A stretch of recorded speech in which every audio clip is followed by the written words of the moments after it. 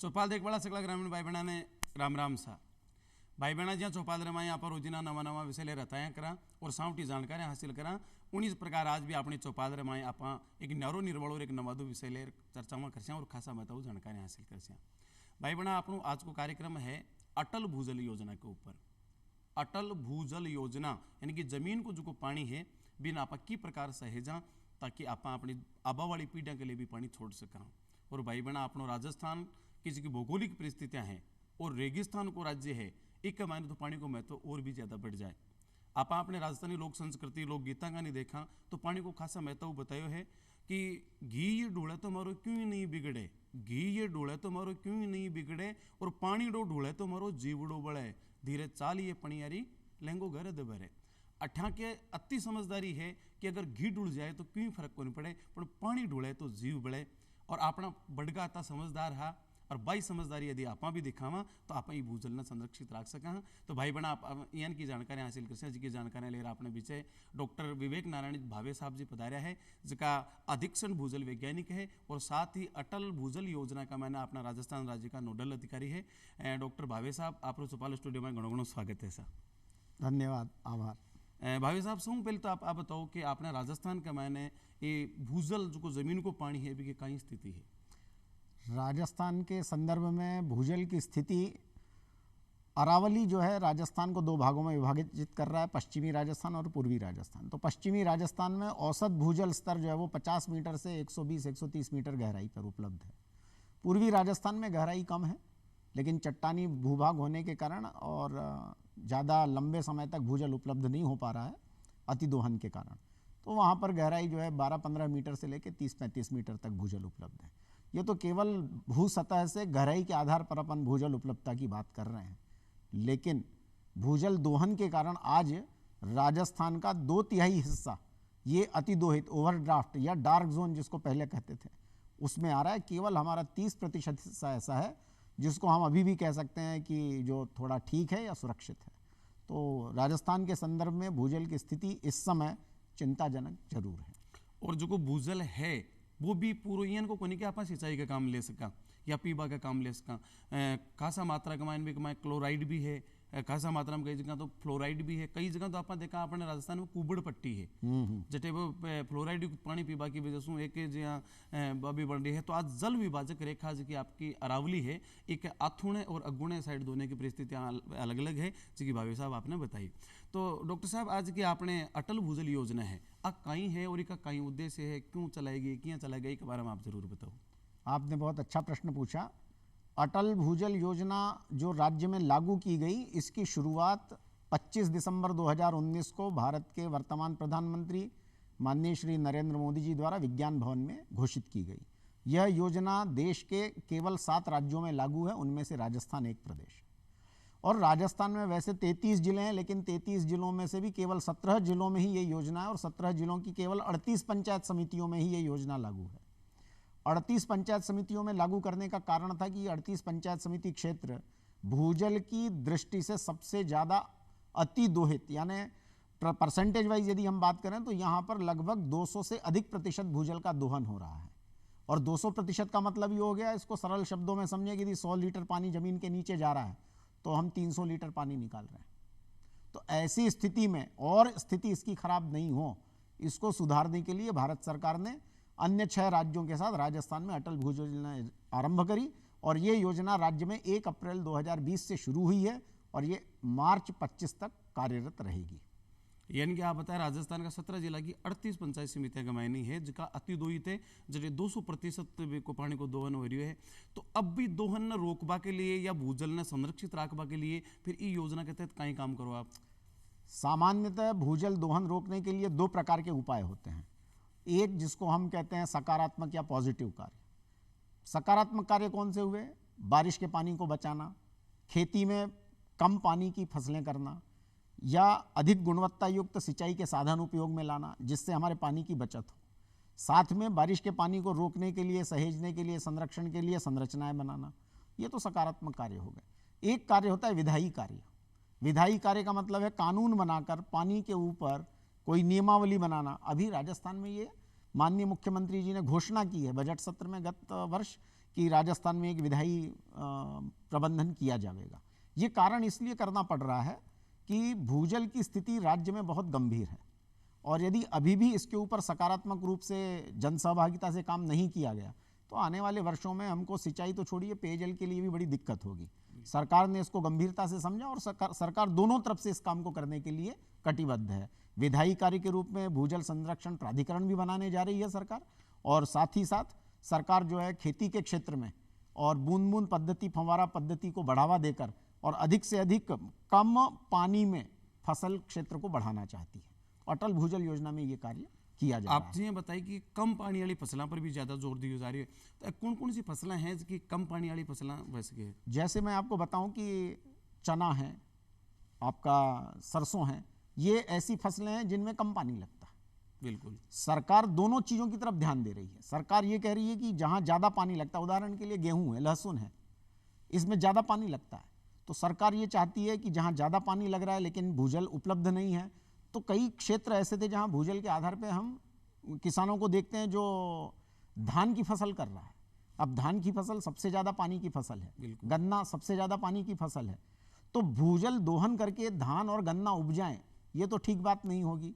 जब हमारे राजस्थान का 70% हिस्सा अतिदोहित है तो स्वाभाविक रूप से जहाँ सतही जल उपलब्ध है, नहर का पानी उपलब्ध है, उन क्षेत्रों में तो धान और गन्ना की फसल ली जाए, लेकिन जहाँ सतही जल उपलब्ध नहीं है वहाँ पर हमें चाहिए कि किसानों को इस बात के लिए प्रोत्साहित किया जाए कि मोटे अनाज और सरसों और चना, तिलहन वाली फसलें जो हैं वो उत्पादित की जाए। और हमारे 2023 के साल ने तो पूरा विश्व में मोटा अनाज वर्ष भी घोषित करे है, और वो एक में न्यूट्रिशन भी ज़्यादा है, तो मोटा अनाज में कम तो पानी लगे और अच्छे अपन पोषण मिले तो निश्चित रूप से अपन एक साथ कई काम कर सकें। आप बताओ कि किसान ज़्यादा पानी को दोहन करे, और भाई जायज भी है करी सी वो फसलों के लिए, तो किसान यानी कौन सा तौर तरीका अपनावे जिससे वो कम पानी का मैंने अच्छी फसल ले सके? सरकार का ये प्रयास है अटल भूजल योजना के माध्यम से, मुख्य रूप से 3 बिंदुओं के ऊपर ये योजना कारगर हो रही है। सबसे पहला तो है कि जनता के बीच में जाके जन सहयोग से ग्राम पंचायत स्तर के जल सुरक्षा योजना बनाना। जल सुरक्षा योजना का मतलब है ग्राम पंचायत की बैठक करना, जन समुदाय को बुलाना, जन समुदाय से वहाँ की क्या आवश्यकताएं हैं पानी के स्रोतों की, कितना पानी उपलब्ध है सतह पर या कितना पानी उपलब्ध है सतह के नीचे, वहाँ खेती में कितना पानी लगता है, पीने के लिए कितना पानी चाहिए, इसका लेखा जोखा करना, जिसको कहते हैं वाटर बजट। ये जनता के साथ बैठ के, जन समुदाय के साथ बैठ के ये तैयार किए जा रहे हैं अटल भूजल योजना क्षेत्र में।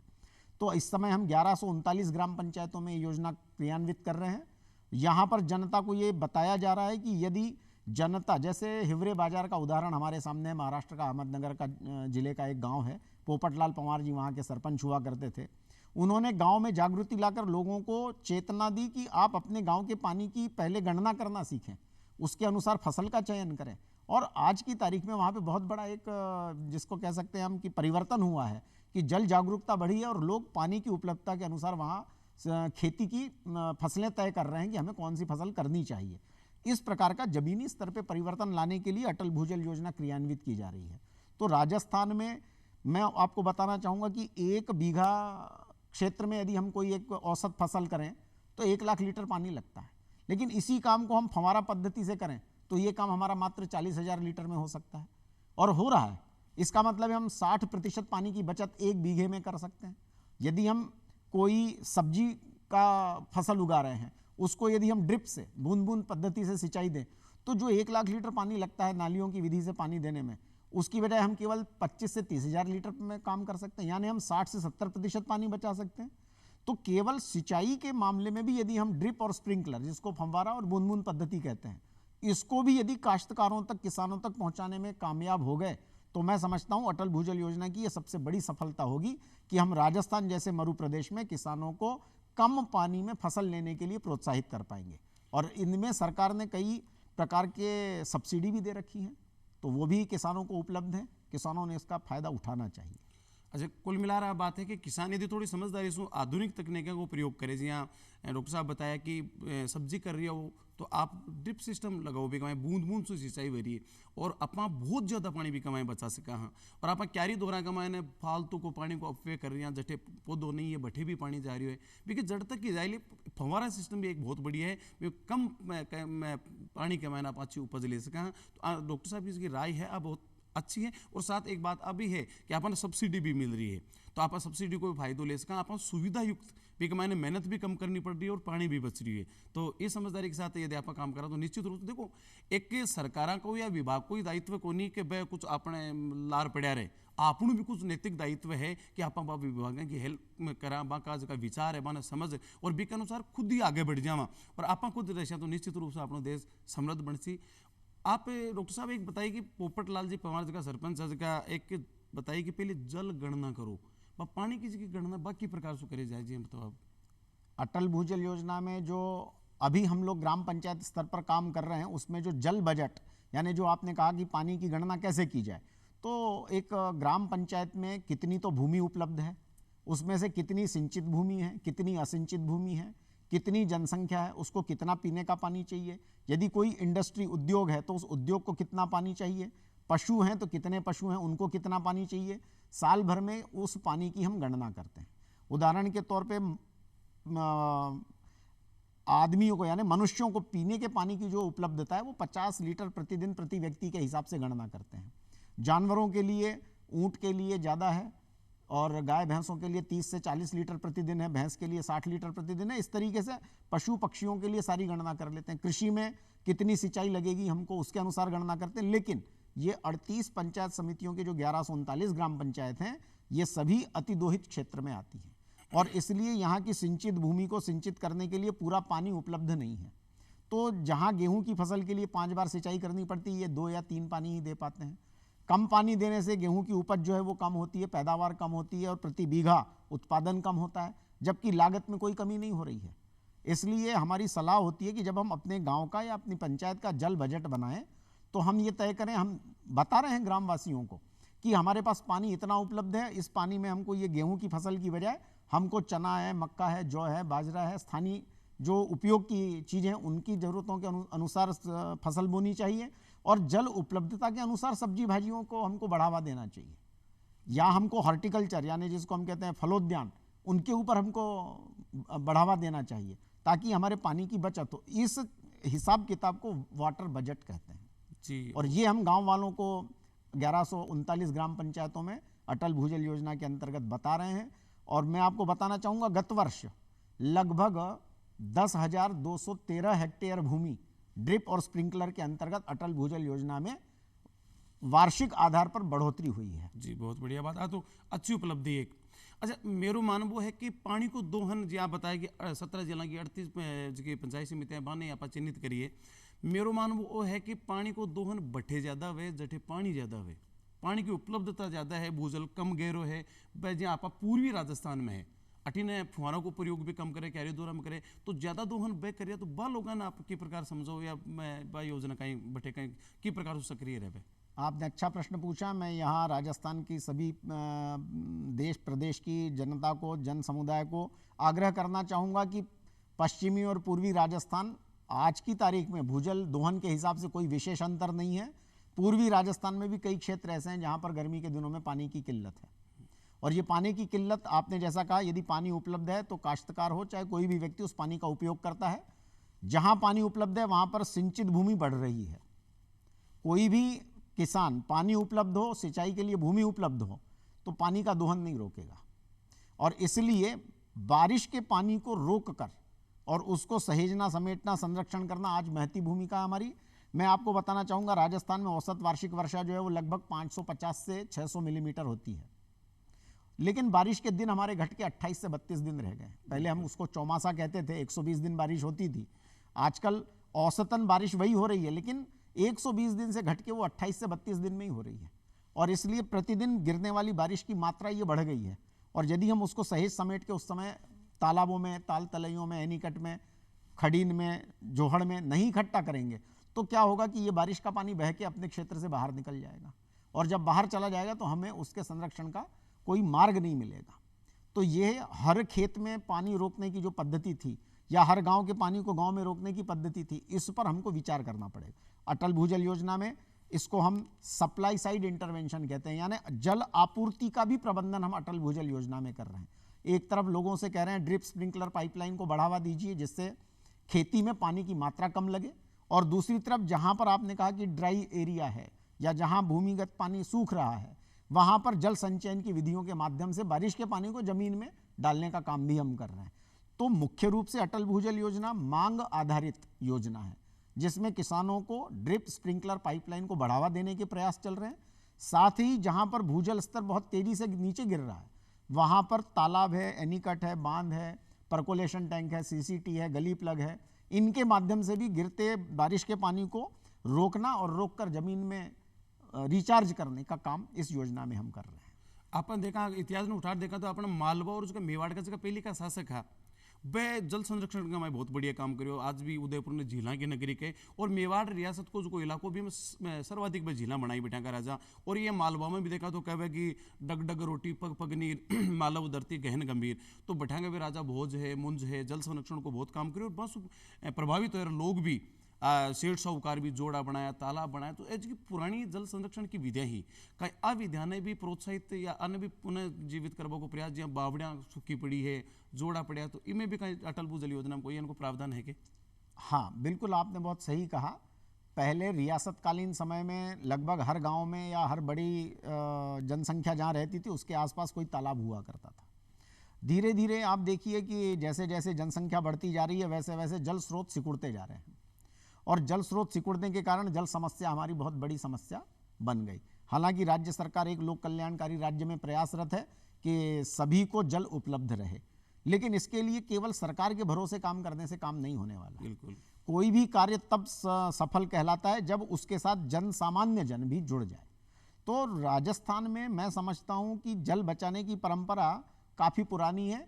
मैंने जितना राजस्थान देखा है उसमें कोई भी राजस्थान का किला ऐसा किला नहीं मिलेगा जिसमें वर्षा जल संरक्षण की व्यवस्था नहीं की गई हो। बिल्कुल, आप चाहे चित्तौड़गढ़ का किला देखें, चाहे आमेर का किला देखें, चाहे जैसलमेर का किला देखें, सब चाहे गागरोन जैसा एक छोटा सा झालावाड़ का भी किला देखें, तो सब जगहों पर वर्षा जल से पानी इकट्ठा करने की संरचनाएं उस जमाने में भी की गई थी। बिल्कुल, यानी ये कोई ऐसा विषय नहीं है कि वर्तमान में या नए भूजल वैज्ञानिकों ने इस विषय को खोज की हो या इसको चालू रखा हो।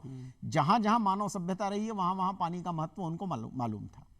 बात केवल इतनी सी है कि हम सब चीजें आजकल सरकार की ओर देखते हैं कि सब कुछ सरकार करे, उसकी बजाय जन समुदाय यदि अपना सहभाग सरकार के साथ मिला दे तो सभी काम तेजी से पूरे होंगे और उसमें हमारा अपनत्व का भाव आता है कि मैं इस तालाब को देखने वाला मैं भी हूं, केवल सरकार नहीं है। सामान्य जन भी जब उसके साथ अपना लगाव बनाता है, जब उसका कुछ श्रम उसमें लग रहा हो। तो हमारा ये प्रयास है। और अटल भूजल योजना में अभी हम लोगों ने सीकर जिले की 3 पंचायत समितियां हैं, नीमका थाना, पाटन और एक पंचायत समिति और है, उसमें source sustainability Ajitgarh source sustainability के लिए कि कैसे पेयजल स्रोतों को अटल भूजल योजना के अंतर्गत संरक्षित करके और इस प्रकार बनाया जाए ताकि पेयजल की उपलब्धता जो है निर्बाध और सतत रूप से उपलब्ध रहे। तो इसके लिए भी हम लोग प्रयासरत हैं। आशा है कि मार्च 25 तक जब ये योजना पूरी होगी, राजस्थान की इन 38 पंचायत समितियों में मेरा जो आकलन है राज्य नोडल अधिकारी के नाते कि कम से कम 300 से 500 के बीच ग्राम पंचायतें ऐसी होंगी, जो मेरा अनुमान है, जो अपनी ग्राम पंचायतों के जल संरक्षण के प्रति और ऑप्टिमम यूटिलाइजेशन, जिसका अधिकतम उपयोग करके कैसे पानी बचाया जाए, इसके ऊपर कारगर हो जाएंगी। ऐसा मेरा अपना मानना है।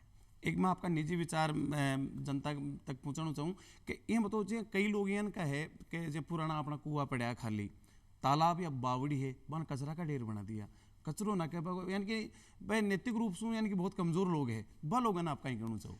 मेरा सभी से निवेदन है, सभी जन समुदाय से, कि अपने यहाँ स्थानीय जो जल स्रोत हैं, पुरानी बावड़ियाँ हैं, टाँके हैं, तालाब हैं, इनमें कचरा नहीं डालें। और मैं राजस्थान पत्रिका है, भास्कर है, ये 2 समाचार पत्र हैं जो देश में और राज्य में विशेषकर गर्मी के दिनों में जल सरोवरों की और स्रोतों की सफाई का काम ये हाथ में लेते हैं। तो ये जनता का कार्यक्रम है, राज्य सरकार भी इसमें बहुत महत्वपूर्ण भूमिका निभा रही है। मैं जनता से आग्रह करूंगा कि अपने अपने स्थानीय जल स्रोतों को स्वच्छ रखने की एक दृष्टि से उसके पीछे लगना पड़ेगा। और यदि हम उसको हमेशा एक स्मरण रखें जन समुदाय के साथ कि अपने स्रोत को हम खराब नहीं होने देंगे, उसको हम बचाएंगे, तो मैं समझता हूं कि राजस्थान जैसे मरु प्रदेश में भी पानी की कमी नहीं होगी। बिल्कुल सही है। और एक आप अगर बारिश को पानी है बिना आप कोई तालाब में तलैया के मैंने इकट्ठो कर सिंचाई के रूप में भी काम ले सकें, अगर इन कोई योजना स्कीम है तो भी के बारे में जरूर बताओ आप। अटल भूजल योजना में देखिए कि हम लोगों ने जो योजना में अभी काम कर रहे हैं, इसमें लगभग हर किसान को फार्म पॉन्ड बनाने की एक योजना है। इसमें जो भी किसान चाहे कि उसके पास समझिए 10 बीघा जमीन है, तो वो 1 बीघे के अंदर अपना एक फार्म पॉन्ड बना ले, तो 9 बीघे में वो अच्छी सिंचित कृषि कर सकता है। बारानी या सूखी खेती करने की अपेक्षा वो एक फार्म पॉन्ड बना ले। फार्म पॉन्ड के ऊपर सरकार ने जो है सब्सिडी का भी प्रावधान रखा है, तो वो वर्ग विशेष के अनुसार सब्सिडी अलग अलग जगह अलग अलग है। तो जिस श्रेणी में वो वर्गीकृत है किसान, उस वर्गीकरण के अनुसार उसको सब्सिडी प्राप्त हो सकती है।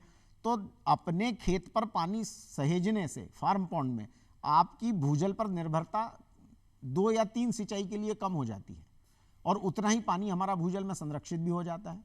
तो मैं तो चाहूँगा कि जितने भी किसान 38 पंचायत समितियों के हैं, वे थोड़ा सा योजना बनाकर अपने खेत पर फार्म पॉन्ड बनाएं, फिर फार्म पॉन्ड के पानी को ड्रिप या स्प्रिंकलर की सहायता से सिंचाई करें।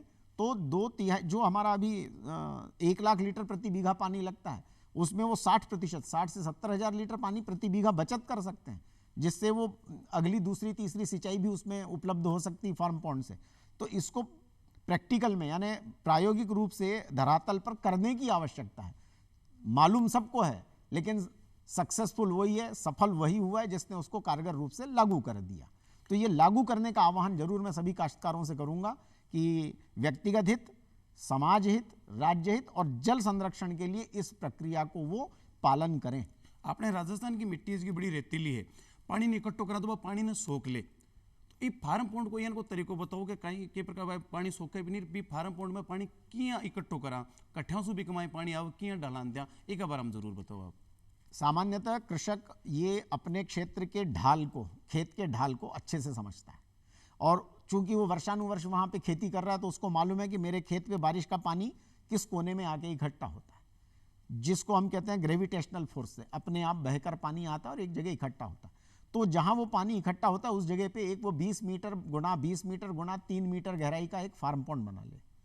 इसको बनाने के बाद वो ड्रिप स्प्रिंकलर का उपयोग करें। जहाँ तक आपने कहा कि प्लास्टिक की रेतीली क्षेत्र में पानी जमीन में चला जाता है, तो अरावली के पश्चिमी भाग में यानी खासतौर से जैसलमेर, बाड़मेर, सीकर, झुंझुनू, चूरू, नागौर, तो हालांकि इसमें चूरू नागौर जिला नहीं है, जैसलमेर जिला है इसमें, और सीकर झुंझुनू अटल भूजल योजना में क्षेत्र है, उधर हनुमानगढ़ क्षेत्र है। तो इन जगहों पर जो तालाब बनते हैं, फार्म पॉन्ड बनते हैं, इसमें प्लास्टिक की शीट बिछाते हैं ताकि वो पानी रिस के जमीन के नीचे नहीं चला जाए। इन जिलों में जमीन के नीचे जो पानी है वो साधारणतः खारा पानी है, और इसलिए जब वो फार्म पॉन्ड में पानी की बचत करता है तो स्वच्छ जल पानी वो फार्म पॉन्ड में इकट्ठा करता है, जिससे वो सिंचाई कर सकता है। लेकिन दक्षिण पूर्वी राजस्थान में नीचे सतही जल जो है उसको यदि रिस कर जमीन के नीचे चला जाएगा तो वो चूंकि बहुत ज़्यादा खारा नहीं है भूजल, इसलिए यदि रिश्ता भी है तो भी वो भूजल की गुणवत्ता को बढ़ाता ही है। सही है। तो इसलिए दक्षिण पूर्वी राजस्थान में हमको प्लास्टिक की शीट फार्म पॉन्ड में लगाने की जरूरत नहीं है। यदि बारिश का पानी इकट्ठा होकर रिश्ता भी है तो वो भूजल भंडारों को बढ़ाता है। लेकिन पश्चिमी राजस्थान में हमको प्लास्टिक शीट इसलिए लगानी पड़ती क्योंकि वो रिस कर खारे पानी में मिल जाती है, और इसलिए पश्चिमी राजस्थान में फार्म पॉन्ड में प्लास्टिक शीट लगाना पड़ती है, दक्षिण पूर्वी राजस्थान में इसकी आवश्यकता नहीं है। एक आपका विभाग का कोई टोल फ्री नंबर भी है कि जिसके माध्यम से कोई किसान भाई फोन कर आपसे संपूर्ण जानकारियां प्राप्त कर सके? हाँ, हमारे विभाग का अटल भूजल योजना में 1800-110-121 ये नंबर है, टोल फ्री है, और इस पर आप अटल भूजल योजना से संबंधित कोई भी जानकारी, अटल भूजल योजना में यदि आपको कोई चीज़ मालूम करनी है, यदि आप कोई सुझाव देना चाहते हैं, यदि आप कोई अपनी बात रखना चाहते हैं, तो इस नंबर पर भी आप फ़ोन करेंगे, और इस फ़ोन का खर्चा सरकार उठाती है, आपको उसका खर्चा भी नहीं लगता है। टोल फ्री का मतलब ही है कि खर्चा सरकार करेगी, आप बात कर सकते हैं। तो यदि आप इस नंबर पर बात करेंगे तो आपके फ़ोन का बिल भी नहीं आना है, और आप अपनी बात को सरकार तक पहुंचाएंगे और उसमें जो समाधान है सरकार आपको वापस फोन करके और आपको समाधान बताती है और आपसे पूछने के बाद आपकी समस्या का निराकरण भी करती है। आज जठन तक योजना पूरी हो जाएली जब इको अपन कई सकारात्मक परिणाम देखने मिल सी। इसका जो सकारात्मक परिणाम है सबसे बड़ा वो ये है कि घटते भूजल स्तर में क्या रोक लग पाई। तो मैं मानता हूं कि जैसे अभी वर्तमान में लगभग 1 मीटर प्रतिवर्ष की दर से भूजल स्तर राज्य में नीचे गिर रहा है। मार्च 25 में जब ये योजना पूरी होगी तो हमको ये आकलन करना है कि क्या ये 1 मीटर की दर से ही पानी नीचे गिर रहा था या 50 सेंटीमीटर या 70 सेंटीमीटर की दर से पानी नीचे जा रहा है, या पानी जो है वो अब गिरने की दर जो है वो खत्म हो चुकी है।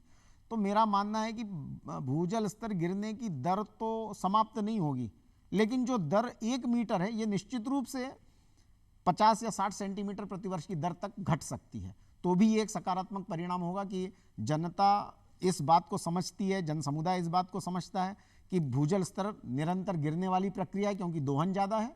लेकिन जब हम बारिश के पानी को रोककर और ड्रिप स्प्रिंकलर पाइपलाइन की सहायता से कम पानी में फसल करने की विधियों को अपनाएंगे तो जो गिरता भूजल स्तर है उसकी दर में रोकथाम निश्चित रूप से होगी। तो डॉक्टर साहब आप चौपाल स्टूडियो में पधार्या और खासा महत्व जानकारी दी वास्ते आपने घना घना रंग घणो घणो धन्यवाद। और भाई बहना वो आपनो आज को चौपाल कार्यक्रम जिके मैंने अपने अपन खुद ने भी भूमिका निभानी है और आगे की योजना है अपनी सरकार की जी योजना भी सफल बनानी है। एक समझदार नागरिक को दायित्व निभाता भैया अपन ने भी जी डॉक्टर साहब बातें बताई बान फॉलो करनी है। और आशा करें आज को कार्यक्रम आपने दाया हो सी फिर मिलसे एक नया विषय के साथ। जब तानी चाहूँ आपसे इजाज़त। राम राम सा।